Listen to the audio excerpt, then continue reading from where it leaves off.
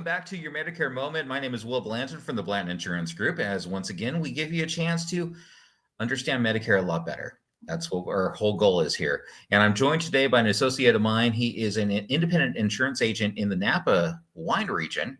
A horrible place to be. His name is Sam Olsen. How are you doing today, sir?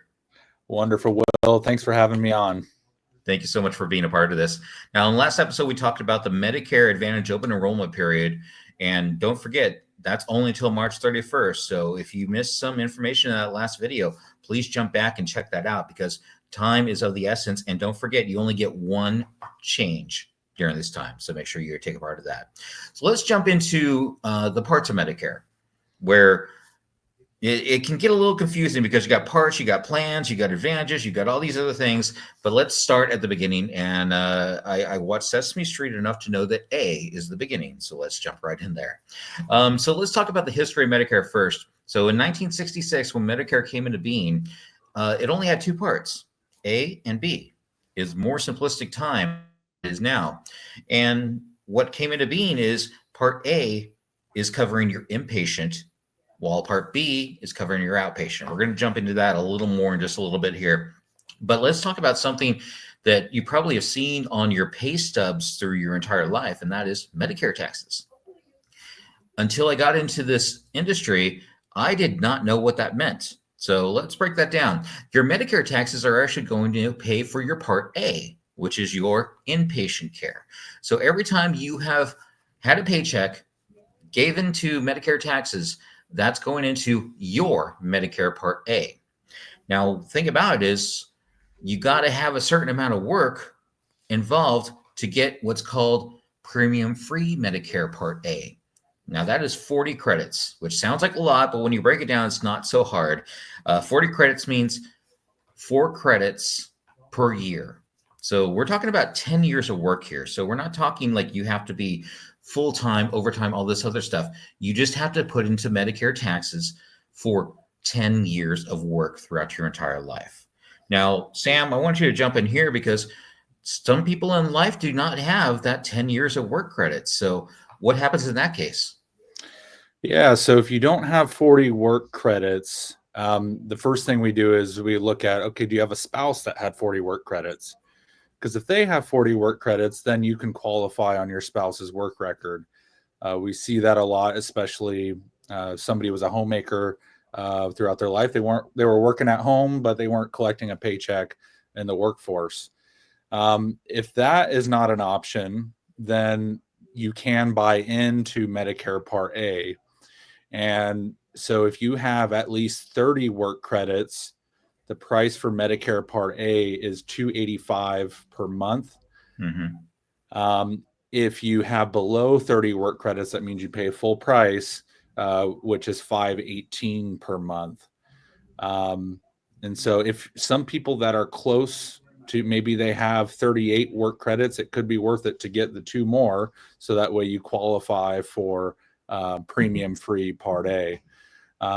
But yeah, that's the cost if you don't have the work credits, and it can be pretty expensive. So it can, absolutely. But once again, it's really important to understand you don't have to have 10 years of full-time work, even 10 years of part-time work. As long as you're paying into your Medicare taxes on your pay stub in those quarters, they count, right?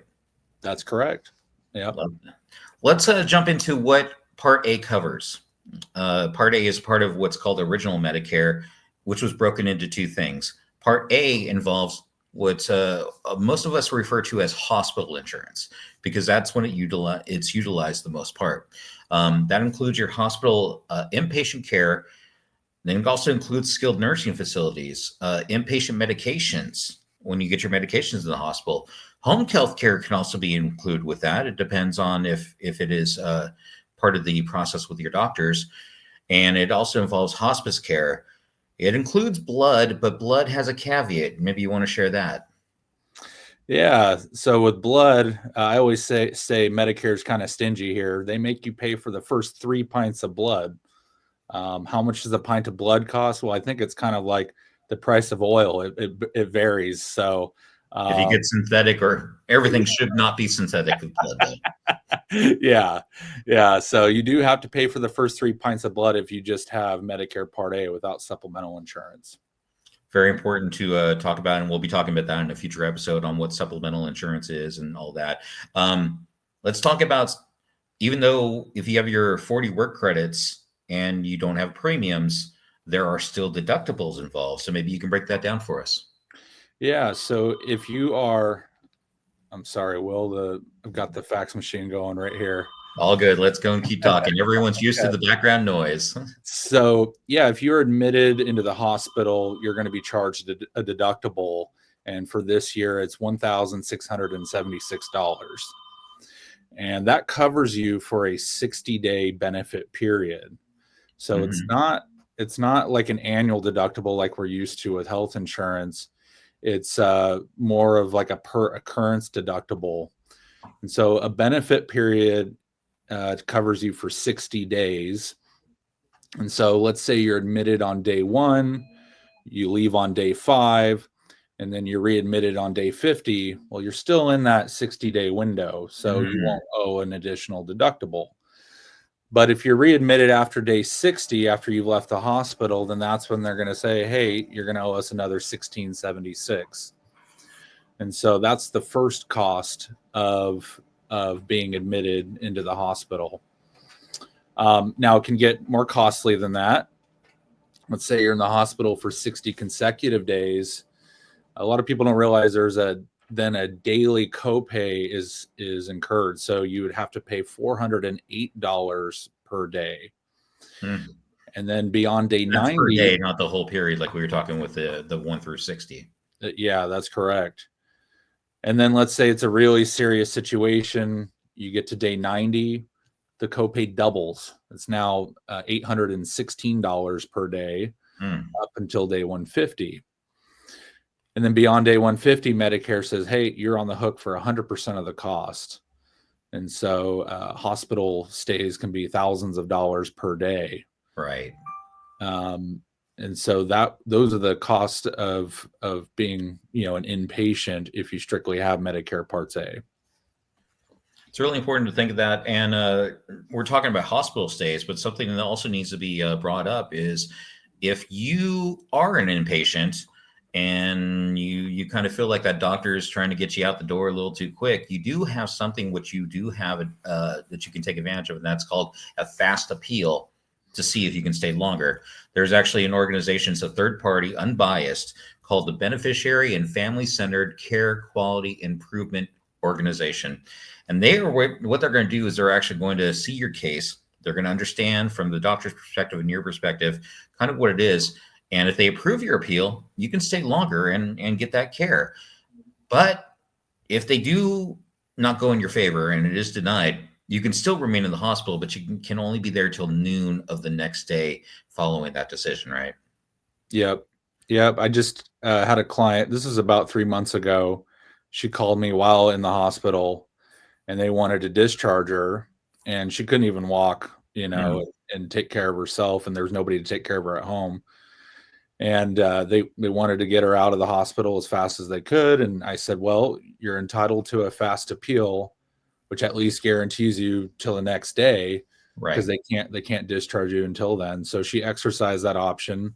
The third party organization came in and they reviewed her case, and they said, no, she needs to stay longer. She's not able to go home. So, she was really grateful for that organization that came in and helped her. And so important to take advantage of that, because there are going to be times where, like you said, your client, she couldn't even walk, couldn't care for herself, yet they wanted her on the bus down the town. And this is a time where you have some power to you. So definitely take advantage of that for sure. Yep. Let's go and talk about maybe some issues you may have seen with some of your clients. You mentioned one already with the appeal. What else have you seen that have been situations where people might want to think about when it comes to Medicare Part A? Well, something that comes to mind is just simply relying on Medicare Part A only. I'm sure you'll talk more about this later, but people that just have straight Medicare, we've seen it, and they were exposed to all of those costs. For a pretty, relatively low price, you can protect yourself against that. and never be subjected to any of those copays. So, and the challenge becomes, well, if you've had recent hospital stays, and now you want supplemental insurance to protect you against that, there's a good chance you're not going to be approved, because one of the questions on the application is, have you been hospitalized in the last 12 months? So it's really important that you take care of the supplemental piece when you're eligible without medical underwriting, which is generally the 6 months of being enrolled into Part B. And if you still haven't done it, then if you're still healthy, it's imperative that you take care of that as soon as possible. And we'll also be talking about that in our future episodes, because there's also some penalties that could be involved with that. So just a little teaser there, but continue, please. Yeah. Let's see some other things. I'm trying to think of a recent example that we had here. Well, when it comes to hospitalization, the other piece of this is, if you are on the Medicare Advantage side of it, then what happens is, all of that benefit structure we talked about goes away, but not necessarily. So essentially what happens is they take over the Medicare Advantage organization, the Part A and Part B benefits, and they kind of redistribute it as they see fit. And so, but now they are in charge of approving or denying your service and what that looks like. And so we run into some claim issues with hospitalization, specifically if you're on one of those Medicare Advantage plan, because now the insurance company is in charge of approving that service. So, kind of a buyer beware. Some of these Advantage plans, they can work well for people, but it's really once you start to use the plan that you start to see some of the issues that come with those plans. So just be careful. Definitely some great food for thought. Sam Olsen is our guest today on our Medicare Moment. He is in the Napa wine region of California. Sam, if people want to reach out to you, how do they get in contact? You can do it a couple ways. You can literally Google Sam Olsen Napa. I will pop up there. Or you can reach us by phone, 707-690-1965. And we're happy to assist you if you're up here in the Northern California region. And if you're in the Central or Southern California region, I would be happy to help you as well. You can reach out to me at the Blanton Insurance Group. Got the phone number on the screen, 661-495-0661. Or you can also check out the website and get more information and schedule a meeting at BlantonInsuranceGroup.com. Once again, Sam Olsen, I really appreciate your time, my friend. Thank you, Will. All right, stay tuned. Our next episode will be Part B as we continue through the alphabet of Medicare, right here with your Medicare Moment.